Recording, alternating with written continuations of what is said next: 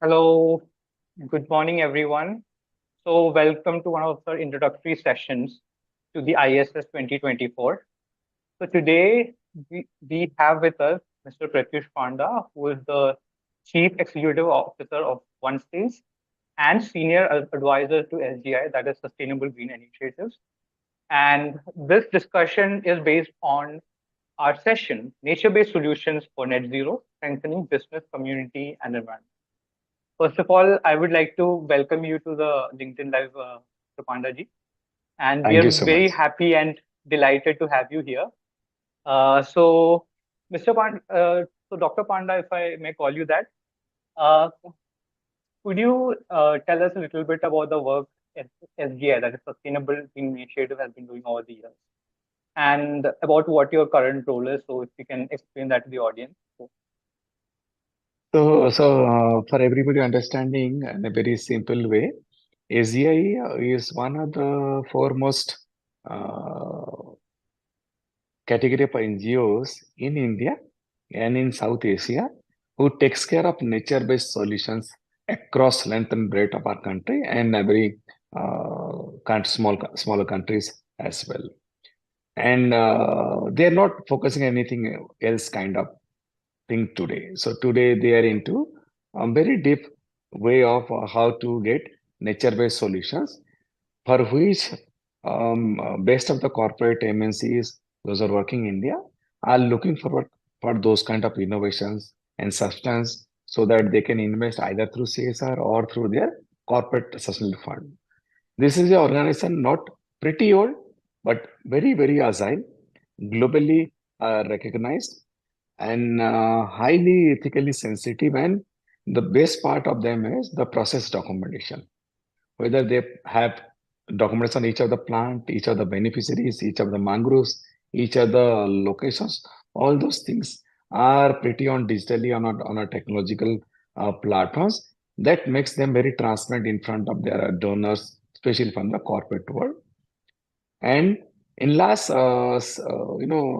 couple of years, like roughly 10 years, they've already planted more than 6 crores across India, whether it is mangroves, agroforestry, and different kind of innovations they have brought in on deep forest conservations, helping the entire ecosystem, ecology of a forest area, all those things, pretty deep into, which makes them very close to corporate, those were looking for nature-based solutions, not necessarily just plantations. And sincerely, SGI, Sustainability Initiative, is much beyond that.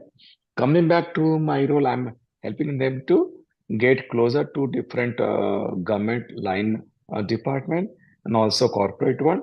Moreover, how we can bring help them through a lot of FCRA funding in India so that nature-based solution can take many. It's already booming up, but a lot of time will take to make it a top priority for the Indian corporate INCs kind of uh, things. And they have the bandwidth across India, the bandwidth with respect to technological solutions, digital platformations, and reach to see. So I'm helping them on those lines. At one stage also, they are our one of the esteemed partners to get things grounded on nature-based solution across India. that's a pretty amazing work that we are doing, that India is doing, and it's very important to invest in nature-based solutions at this critical junction and how critical they are to our meeting our emission targets. So based on that, even our session is on nature-based solutions for net zero. So, Mr. Panda, could you give the audience a brief overview about our session on the 14th?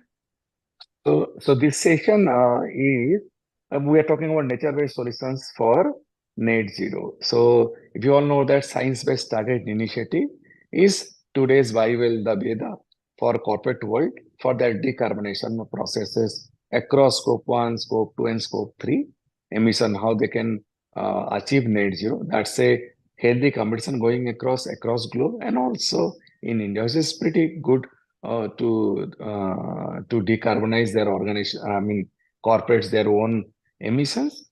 At the same time, for the residuals for which you cannot bring down the entire emissions level, the only way to go ahead with the solutions which can arrest, take out carbon from the nature. So it can either be done naturally or artificially. Lot of corporates have also started working on artificial way of handling this carbon footprint. In global world, they called it carbon capture, usage and storage (CCUS). But whereas nature-based solution is pretty natural, which is there in the DNA of the people in their own geography, especially the local tribals and rural India.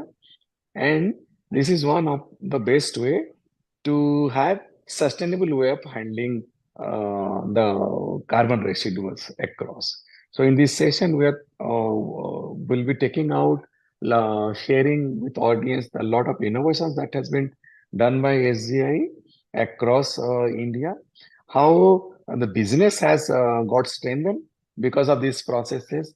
At the same time, how community also got benefited with respect to their sustainable livelihood, and also taking care of the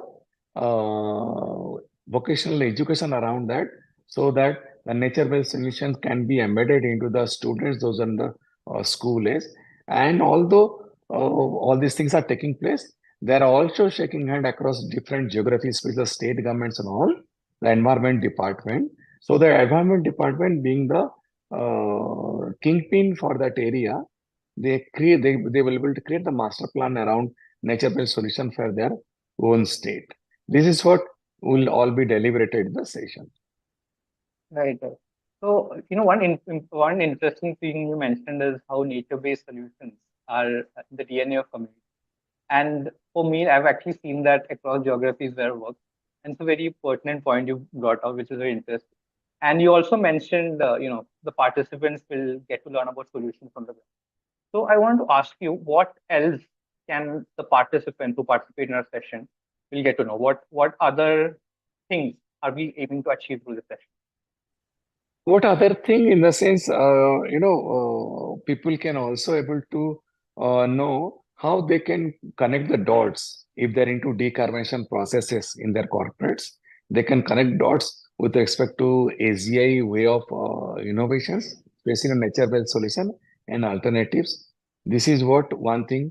Second, if the participants are from the civil society NGO sector, they'll also able to gain some strength to pitch to their own existing corporate donors and FCRA donors, in addition to what they are doing. They might be doing today bit of education, bit of livelihood, bit of health, but they might be missing out, how to embed nature-based solution in those programming approach to make it more holistic, more integrated, and more comprehensive.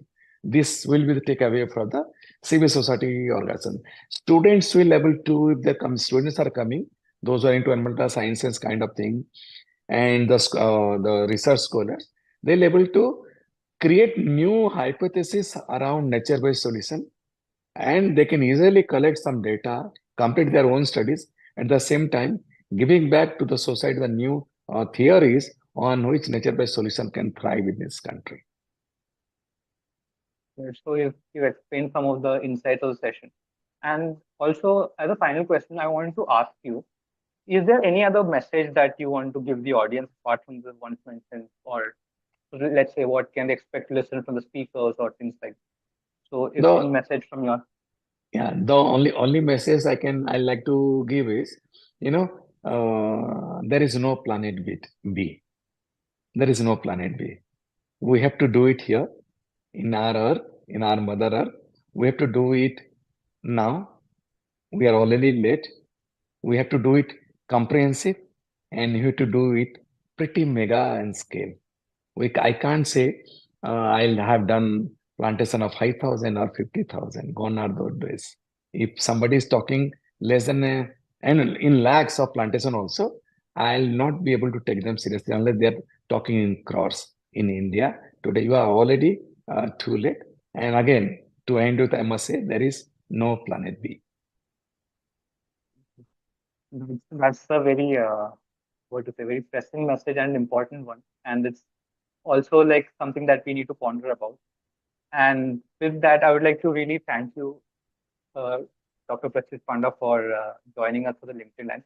And I really enjoyed speaking with you, and a lot of insights that you gave for that. And I'm pretty sure it's very useful for the audience.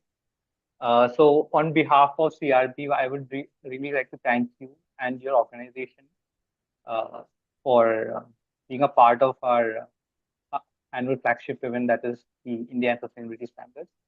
And we would like to wish you all the best. And thank you, sir, for joining.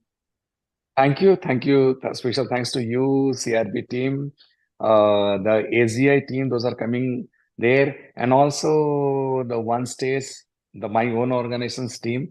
We are going there with all our team. I'm really excited to meet the new friends, new people. Those are coming down to help them out and also to learn from them to grow. You all can meet me at a OneStage stall or AZI stall, which are close by in the same forum. Thank you. I'm looking forward to it. Thank you so much for your concluding message, Dr. Panda. And we'll see you at ISS on the 14th of November. And thank you so Looking much. forward. Thanks a lot. And Thank you. thank you, sir. Thank you.